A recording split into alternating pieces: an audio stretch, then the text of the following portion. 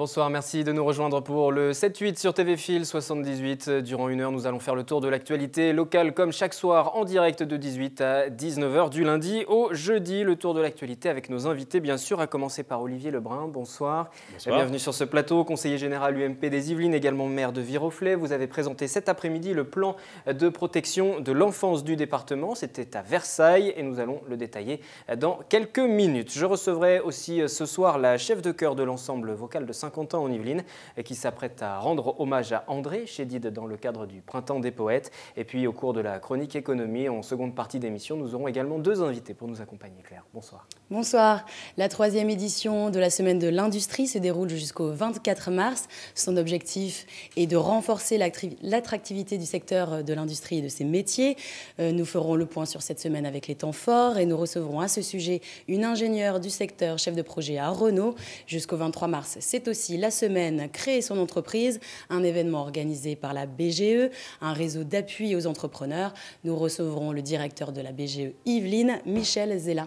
Rendez-vous donc dans une demi-heure pour la chronique de l'écho sur TV Fil. Voici à présent les titres de ce 21 mars, les sujets que vous découvrirez tout à l'heure en images. La semaine de l'industrie, Claire en parlait, partout en France et dans les Yvelines également. L'occasion de dresser le bilan d'un secteur qui représente 19% de l'activité du département. Un secteur qui cherche à séduire, notamment un public féminin. En ce 21 mars, journée internationale de sensibilisation à la trisomie 21, pour faire changer le regard, évoluer les mentalités, nous vous proposons le portrait d'une Inimontaine. Elia, elle a 18 ans, une jeune fille trisomique, épanouie, vous le voyez, qui multiplie les activités, elle vit presque comme une ado de son âge. Le festival d'humour de Rocancourt s'est ouvert ce mercredi soir et pour encore 2 soirées dédiées à des jeunes humoristes, le premier lauréat, puisque c'est également un concours, s'appelle Alex Vizorek et vous l'entendrez tout à l'heure.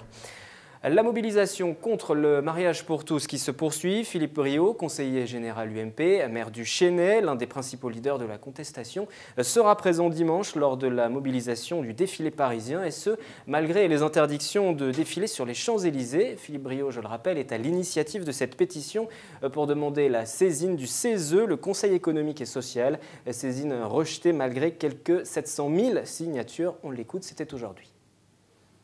730 000 pétitions rejetées par un bureau, c'est un scandale, il faut être clair. Le deuxième point, c'est que le rejet d'une grande avenue à Paris pour que nous puissions manifester pacifiquement, c'est aussi anormal. Et que la façon dont l'Assemblée nationale a traité le texte a été aussi quand même, nous a interpellés. Et quand j'ai entendu il y a 3 jours Mme Taubira dire « dans l'arène je sabre », ça donne un peu quand même la sensation au niveau de l'Assemblée nationale. Par contre, au niveau du Sénat, les choses se passent différemment.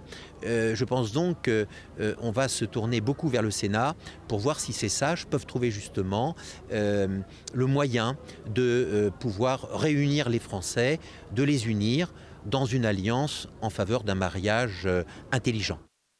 Et nous aurons l'occasion de poser cette question justement à l'ancien président du Sénat, Gérard Larcher, sénateur maire de Rambouillet. Il sera sur le plateau du 7-8 sur TV Fil le jeudi 4 avril. Olivier Lebrun, donc conseiller général UMP des Yvelines, vous êtes venu nous parler du plan de protection dans le département mis en place par le Conseil général. J'aimerais tout de même votre sentiment sur cette mobilisation des opposants à ce mariage pour tous. Le projet doit passer au Sénat au tout début du mois d'avril. La mobilisation, malgré la manifestation qui sera compliquée ce week-end, ne faiblit pas? On le voit bien, effectivement, cette mobilisation. Actuellement, on a beaucoup de personnes qui distribuent des tracts, qui collent des affiches pour remobiliser les... Parce que vous faites partie des opposants, je ne le disais pas oui. en introduction, mais je le reprécise. Voilà. Oui, effectivement, j'ai participé déjà aux 2 manifestations, une en novembre, une en janvier. Et donc, je pense qu'il faut continuer à se mobiliser pour faire comprendre à ce gouvernement que les Français ne sont pas tous d'accord avec cette loi, donc, et qui est une loi qui change de façon fondamentale la vision de la famille en fait, qu'on peut avoir en France. Et vous serez présent donc à Paris ce week-end, ce Bien 24 sûr. mars. Et puis je le rappelle, l'examen de la loi par le Sénat, ce projet de loi permettant le mariage aux personnes de même sexe, ce sera dès le 2 avril. On passe à présent à notre sujet du jour, la protection de l'enfance.